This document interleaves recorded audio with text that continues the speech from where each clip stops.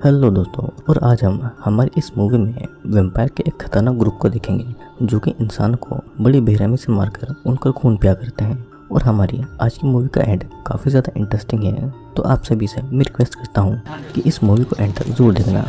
इस मूवी की स्टार्टिंग में हम एक वैम्पायर हंटर दिखाया जाता है जिसका नाम जैक क्रो था, जो कि अपने बेस्ट फ्रेंड टोनी और वैम्पायर हंटर की पूरी टीम के साथ एक अबेंडेंड घर में जाता है जहाँ पर उन्हें कुछ वैम्पायर के मौजूद होने की खबर मिलती है। जब वो अंदर जाते हैं तो शुरुआत में तो सब कुछ शांत रहता है, लेकिन अचानक कुछ वैम्पायर उन पर हमला कर देते हैं। लेकिन वैम्पायर हंटर की पूरी टीम पहले से ही तैयार थी और वे सभी मिलकर एक एक करके वैम्पायर पर गन और तीर से हमला करते हैं और उन सारे वैम्पायर को एक तार से बांधकर धूप में ले आते हैं। और जैसा कि हम सब जानते हैं कि वैम्पायर धूप से कभी भी बच नहीं सकते हैं और धूप में वे झुलस कर सारे वैम्पायर मारे जाते हैं। और इन सभी ने मिलकर एक दिन में 9 वैम्पायर को मार दिया था। लेकिन जैक इस चीज़ से ज़्यादा खुश नहीं था, क्योंकि उन्हें अभी तक वैम्पायर का लीडर नहीं मिला था जो कि उनका हेड वैम्पायर था। अब ये सभी लोग 9 वैम्पायर को मारने की खुशी में एक होटल में पार्टी रखते हैं और यहाँ पर वैम्पायर हंटर की पूरी टीम मौजूद थी। जैक अपनी गर्लफ्रेंड, जिसका नाम कैटरीना होता है, उसके साथ कमरे में चला जाता है और वो थोड़ी देर कैटरीना से बात करता है। फिर कुछ काम से वो बाहर चला जाता है और तभी वहाँ पर हेड वैम्पायर, जो कि बहुत ही गुस्से में होता है, वो पार्टी में आ जाता है और सबसे पहले वो कैटरीना के रूम में जाता है और कैटरीना को काट लेता है, जिससे कि कैटरीना वैम्पायर के दांतों से इन्फेक्ट हो जाती है। और फिर वो सामने के दरवाजे से पार्टी में एंटर करता है, जहाँ पर वो एक एक करके सारे वैम्पायर हंटर को मौत के घाट उतार देता है और कुछ हंटर उस पर हमला करते हैं। लेकिन रात में वैम्पायर की पावर बहुत ही ज़्यादा हो जाती है और इसी वजह से वो हेड वैम्पायर पर उनकी गोलियों का कोई भी असर नहीं होता है।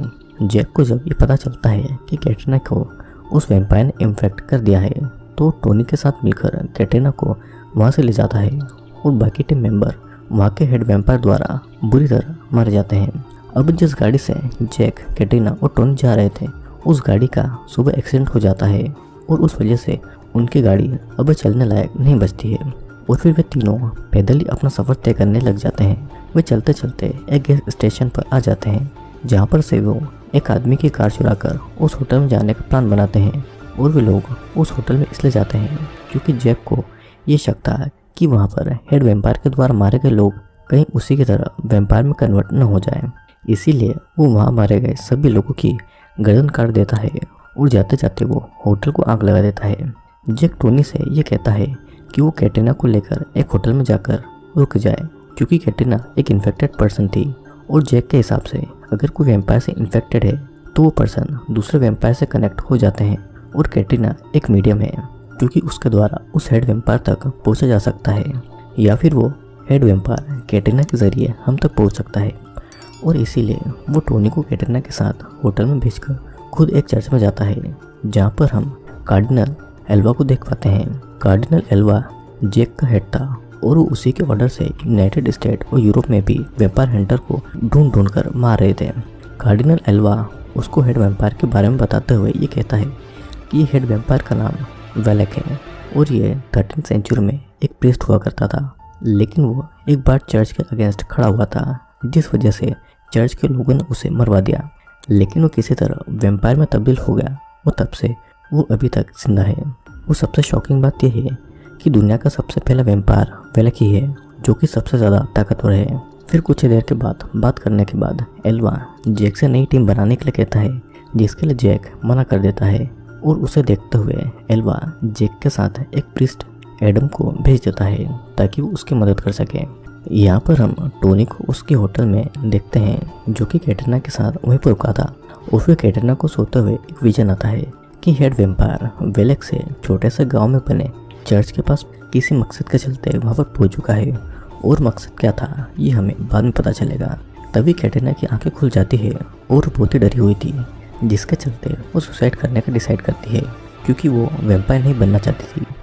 फिर वो रूम की विंडो को खोलकर नीचे कूदने वाली होती है कि तभी टोनी आकर उसको पीछे खींच लेता है। लेकिन कैटरीना को बचाने के चक्कर में टोनी के हाथ में कांच चुभ जाता है और उसके हाथ से खून निकलने लगता है। और खून को देखकर कैटरीना के अंदर का वैम्पायर जाग जाता है और टोनी के हाथ में काट लेती है। तभी जैक और एडम उसी होटल में पहुंचते हैं जहाँ पर टोनी ने कैटरीना को बेहोश कर दिया था कि उसके हाथ में सिर्फ कांच ही घुसा है। लेकिन जैक को यहाँ पर थोड़ा शक होता है, मगर वो इस बात को इग्नोर कर देता है। और तभी कैटरीना को एक और विजन आता है कि वेलेक एक चर्च में घुसकर एक ओल्ड लेडी को मार देता है और वहाँ के प्रीस्ट को उठाकर वो एक पहाड़ी पर ले जाता है, जहाँ पर वो प्रीस्ट से एक मैप पर निशान लगवाता है। निशान के लगवाने के बाद में वेलेक उस प्रीस्ट को भी मार डालता है और ये बात कैटरीना उन सबको बता देती है। तो जैक को ये लगता है कि वेलेक ने जिस जगह में मैप पर निशान लगवाया है, ज़रूर उस जगह पर कोई राज छुपा है।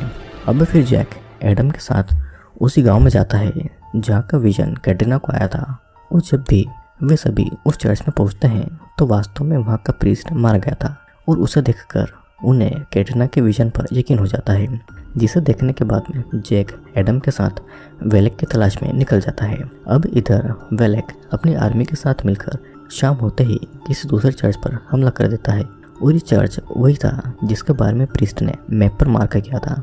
दूसरी तरफ जैक एडम को बताता है कि उसके पिता को किसी वेम्पायर ने काट लिया था और 5 दिन के बाद में उसके पिता वेम्पायर में तब्दील हो गए थे और उन्होंने उसके मॉम को भी मार दिया था, जिसके बाद में वो जैक पर हमला करने के लिए आगे बढ़ता है। तो जैक मजबूर होकर अपने पिता को मार डालता है। अब फिर एडम जैक को बोलता है कि असल वेलेक एक ओल्ड रेलिक को ढूंढ रहा है जो कि ब्लैक क्रॉस ऑफ बेजर है। वेलेक उस रेलिक के पास जाकर एक एग्जॉर्सिज्म करना चाहता है, जिसके चलते वो सनलाइट से भी अमर हो जाएगा और वो दिन में भी आसानी से घूम सकेगा। इधर वेलेक चर्च पर हमला करके उस ब्लैक क्रॉस को चर्च से उठा लेता है और एडम ये बताता है कि इस ब्लैक क्रॉस और रेलिक के बारे में सिर्फ 2 लोगों को ही पता था, एक कार्डिनल एल्वा को जो कि वेम्पायर हंटर का हेड है और एक वो प्रीस्ट है जिसको वेलेक ने मारकर मैप पर निशान लगवाया था। अब ये पता होने के बाद में जैक, एडम, टोनी और कैटरीना जो कि अभी पूरी तरीके से वेम्पायर नहीं बनी थी, वे सभी उस रेलिक वाली जगह पर पहुंच जाते हैं और ये जगह कैटरीना को अपने विजन से पता चल जाती है।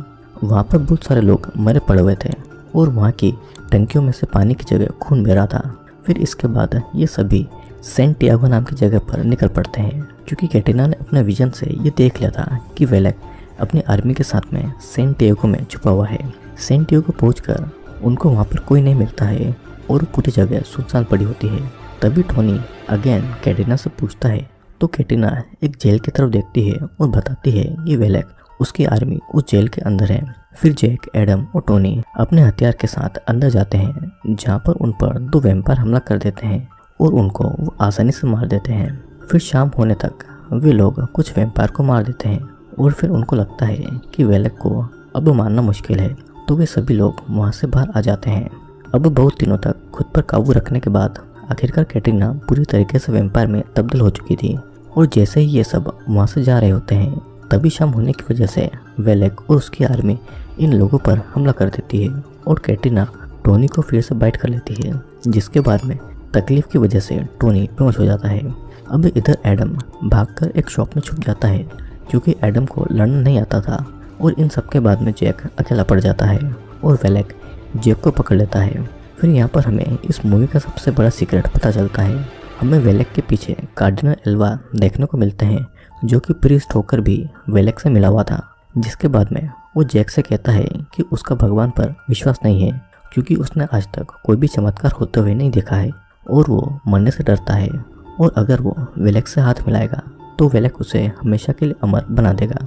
फिर सारे वेम्पायर मिलकर जैक को एक क्रॉस में बांध देते हैं और साथ में मिलकर एक्सोर्सिज्म करने लगते हैं।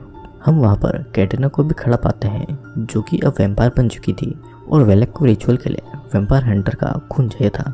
तो कार्डिनल एल्वा जैक के पैर में कट मारकर उसका खून निकालता है, क्योंकि जैक एक वेम्पायर हंटर था और फिर कार्डिनल एल्वा उसका खून वेलेक को पिला देता है, जिसके बाद में अब रियल रिचुअल शुरू होने वाला था कि एडम जो कि एक शॉप में छुपा था वो एक गन लेकर वहाँ पर आ जाता है और सबसे पहले कार्डिनल एल्वा को शूट करके मार डालता है, क्योंकि वही एक था जो कि रिचुअल पूरा कर सकता था और अब रिचुअल पूरा करने वाला मर चुका होता है।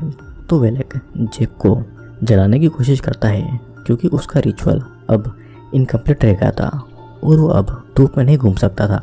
फिर जैसे ही वो जैक को जलाने के लिए जलती हुई लकड़ियों को उठाता है, तभी वहाँ पर टोनी अपनी कार लेकर आ जाता है, जो कि थोड़ी देर पहले बेहोश हो गया था और वो रस्सी फेंककर उस क्रॉस को गिरा देता है जिसमें जैक बंधा हुआ था और अपनी कार से उसे खींचकर साइड में ले आता है। फिर एडम जैक को खोल देता है, जिसके बाद में जैक, एडम, टोनी वैम्पायर के बीच में पूरी रात एक खूनी लड़ाई होती है और सुबह तक वे सभी बहुत से वैम्पायर को मार देते हैं। बचे हुए वैम्पायर सुबह धूप की रोशनी में जलकर मारे जाते हैं। वेलेक धूप से बचने के लिए अंदर के रूम में चला जाता है, जिसके पीछे जैक भी वहां पर पहुंच जाता है और वो हेड वैम्पायर वेलेक के चेस्ट में वो उसी क्रॉस को घुसा देता है जो क्रॉस उसने चर्च से उठाया था। जैक फिर उस रूम की छत को गिरा देता है, जिसके चलते सूरज की रोशनी वेलेक पर पड़ती है और वेलेक वहीं पर जलकर भस्म हो जाता है और यहीं पर वेलेक का 100 साल के बाद में अंत हो जाता है। अब सारे वैम्पायर मारे जा चुके थे, लेकिन टोनी और कैटरीना अभी भी जिंदा थे, जिन्हें हेड वैम्पायर ने बाइट किया था और वो भी वैम्पायर में बदल चुके थे। लेकिन टोनी यहाँ पर जैक से रिक्वेस्ट करता है कि वो कैटरीना के साथ में 2 दिन अपनी लाइफ को एंजॉय करना चाहता है और 2 दिनों के बाद में वो उसे मार डाले। और अपने दोस्त की इस बात को जैक एक्सेप्ट कर लेता है और उन दोनों को 2 दिन दे देता है और इसी के साथ में ये मूवी यहाँ पर एंड हो जाती है। तो दोस्तों, आज की हमारी इस मूवी में हमने वैम्पायर के एक ग्रुप को देखा जो कि अमर होने के लिए एक रिचुअल परफॉर्म करते हैं और उस रिचुअल के जरिए उन्हें धूप से भी कुछ नहीं होगा और धूप में वे आसानी से निकल सकते थे और इसके साथ साथ वे दिन में भी लोगों को मारकर उनका खून पी सकते थे। लेकिन कुछ वैम्पायर हंटर का एक और ग्रुप उनके इस प्लान को फेल कर देता है और एंड में वे सभी मिलकर वैम्पायर के लीडर को भी मार डालते हैं और बहुत से लोगों को उन वैम्पायर के आतंक से बचा लेते हैं। तो दोस्तों, आई होप आपको ये वीडियो ज़रूर पसंद आएगा। अगर आपको मेरे द्वारा मूवी के एक्सप्लेनेशन पसंद आते हैं तो आप हमारे इस चैनल को सब्सक्राइब करके हमारे वीडियो को लाइक ज़रूर करना। तो अब मैं आपसे मिलूंगा अगले वीडियो में एक और मूवी के एक्सप्लेनेशन के साथ में। जय हिंद।